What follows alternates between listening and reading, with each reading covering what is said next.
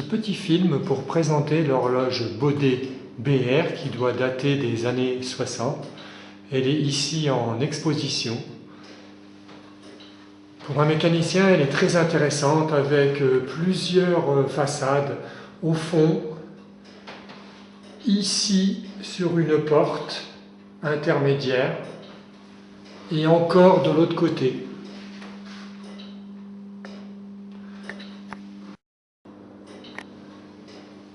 Ce qui est très intéressant, c'est qu'on va retrouver sur cette horloge des organes bien connus sur les horloges mécaniques précédentes, c'est-à-dire pendule, crémaillère, etc.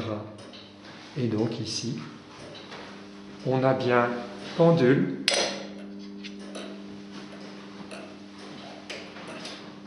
on a bien crémaillère, on retrouve ici un limaçon, on retrouve des cames.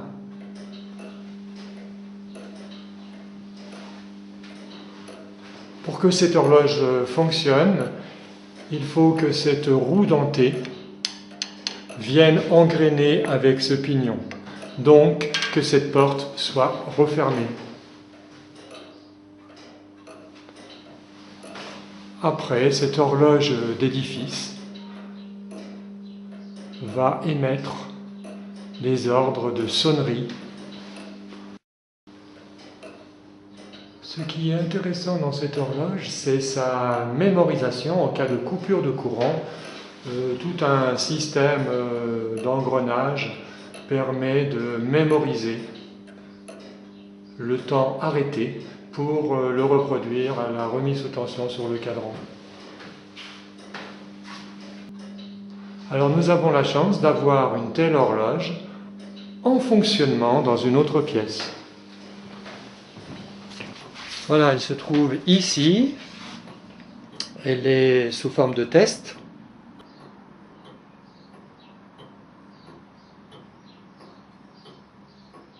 On entend bien le tic-tac de l'horloge. On devine son pendule. On peut ouvrir la première porte.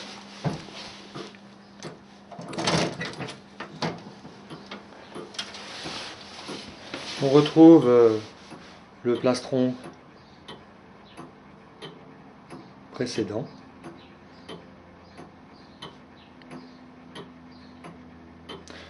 Par contre, si j'ouvre la porte intermédiaire, on déconnecte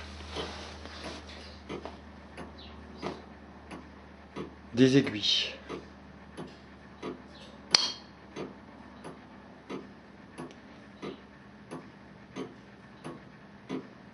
Maintenant, on va observer si on a bien des mouvements de sonnerie de la part du limaçon, de la crémaillère et tout ça. Si les capteurs sont bien réglés, avant de l'exposer et de pouvoir en parler davantage. En tout cas, depuis quelques jours, elle tient bien l'heure et on se languit d'en savoir plus avec des explications et avec des observations. Voilà, on referme et on garde précieusement la clé.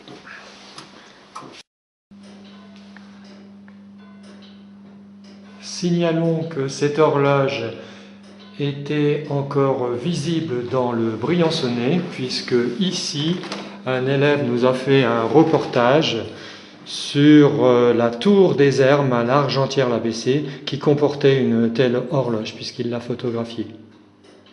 Depuis, nous savons qu'elle a été remplacée par une horloge plus moderne.